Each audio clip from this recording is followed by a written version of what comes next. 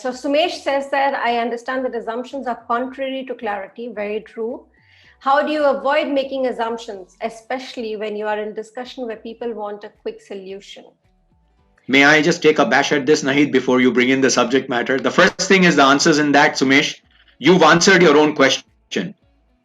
When you are in a discussion and you feel people want a quick solution, that itself is an assumption. So I would go in to say, literally, are you looking for a solution to this right now? If the answer is yes, give them a list and clarify to say, here's what I'm basing it on. So these are assumptions. I would need to check these out to ratify validity. The other way is when you bring it out that way, that are you asking, when you ask them a question, what are you asking, or are you asking for a solution right now? Majority of the people, I don't have a percentage and I can dip into research and give you, but majority of the people would say, when can you come back to us? We are, remember something, mentioned this in this particular slide which is showing. One of the things in our behavior is that while we are putting priority on what matters to us, we are still into this immediate gratification. This plays out in a business discussion, in an interpersonal discussion very heavily. We are always looking for a solution right now because that's what we are tuned to. So my version of this, and Nahid, please correct me also, I would always ask the question, are you looking for a solution to this right now? If yes, here are a couple of options which I would need to validate. And I would definitely say this, you'd be received very well and you'd be asked how much time would you need to validate and submit it in. That's all. Very well said, Joy. In fact, Sumesh, Joy has given a very valid point here, which I have missed out till now. And that is, even when we are talking about judgments, how do we stop making judgments? How do we understand market behavior? You know, what has happened with all of us is that he said about the gratification, and that's exactly what it is. And beyond that gratification is another behavioral change which we all have gone through in this pandemic. And that behavioral change is based on insecurity. So when we have insecurity about losing that client is when we want to immediately give a solution and not ask questions.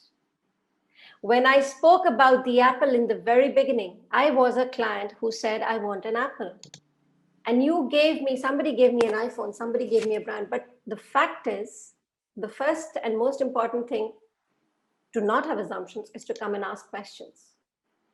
And it is so important for us to ask questions, because whether you want to, whether you don't want to, we all have a program thinking pattern. All of us, we cannot escape that, because that's how the mind works.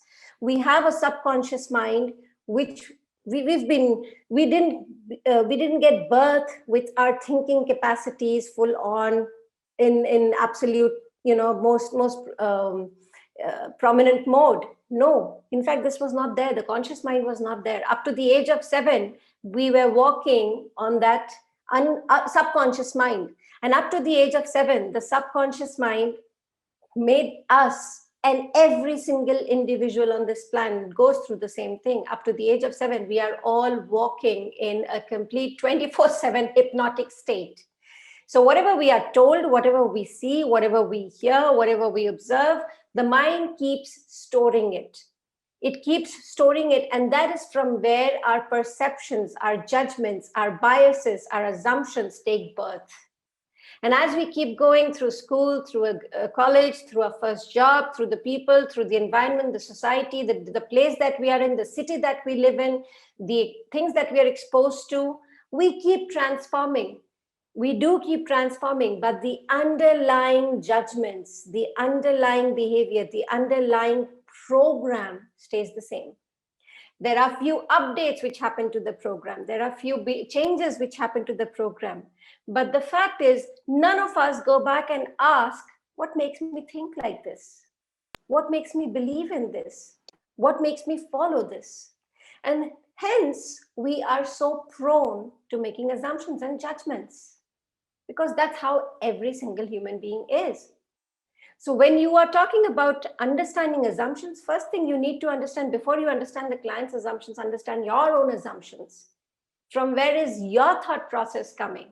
What is your foundation on which you are making those judgments, those biases, those assumptions? Because if you don't have that clarity about how your mind thinks, you can never have the clarity on how the other person's mind thinks.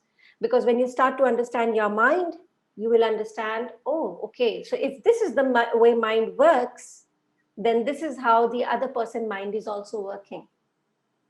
That's where the judgments and the assumptions